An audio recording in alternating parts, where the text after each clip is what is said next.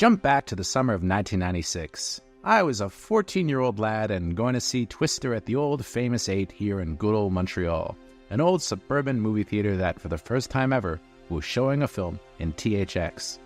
I'll never forget sitting down with a friend and a couple buckets of popcorn to watch Jan de Bont's classic and being rocked to the core by the amazing VFX and sound, and it remains a favorite of mine. Twister, of course, had a rock-solid cast of characters, all of whom were memorable, plus 2 perfect regular Joe heroes in Helen Hunt and Bill Paxton, with the movie, believe it or not, actually a disaster movie quasi-remake of the classic screwball comedy Is Girl Friday, with the genders reversed.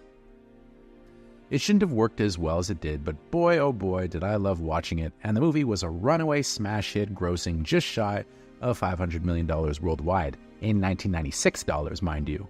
It was so popular that it actually kicked off a mini-disaster movie revival with movies like Dante's Peak, Volcano, Deep Impact, and Armageddon all following in its wake.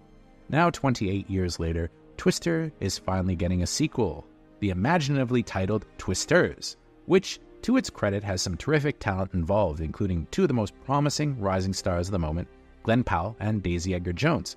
Plus, it has a unique choice in director with Minari's Lee Isaac Chung. But can it possibly live up to the original?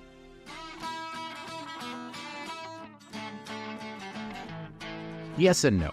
While Twisters lacks the human touch and characterizations that made the original such an endurable classic, the film does benefit from a few key things. For one, this isn't really a legacy sequel. Those have been hit and miss in the past, and Twisters only has modest connections to the original film. You can walk into this having never heard of the first movie and not feel like you were missing anything.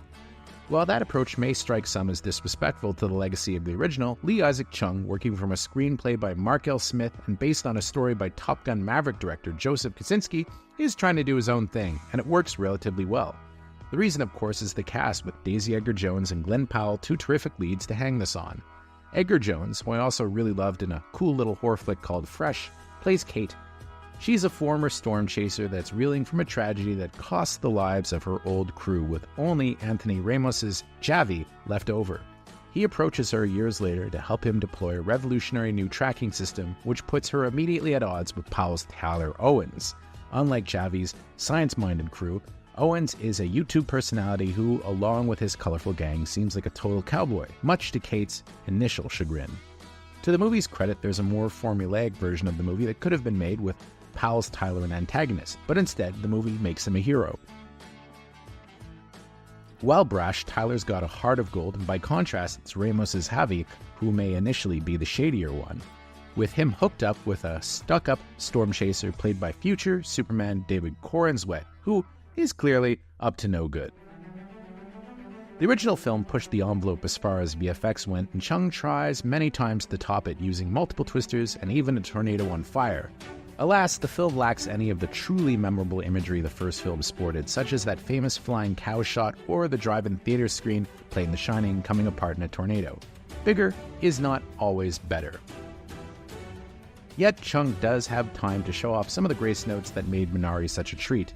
He truly appreciates down-home Americana, and the film stops for a memorable rodeo sequence, and the small towns devastated by the titular twisters have a ring of truth about them. However, the film also suffers from one thing that's been bugging me about modern films: the complete avoidance of any kind of physical affection between the leads.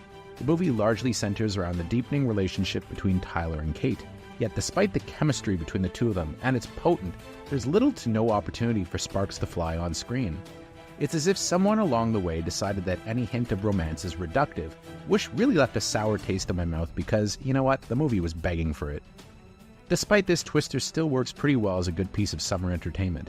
The pace is lively, and besides Jones, Powell, and Ramos, some of the supporting cast members are fun, such as Sasha Lane as one of Tyler's cronies, and Downton Abbey's Harry Haddon Patton as an easily frightened but not cowardly journalist following Tyler's crew.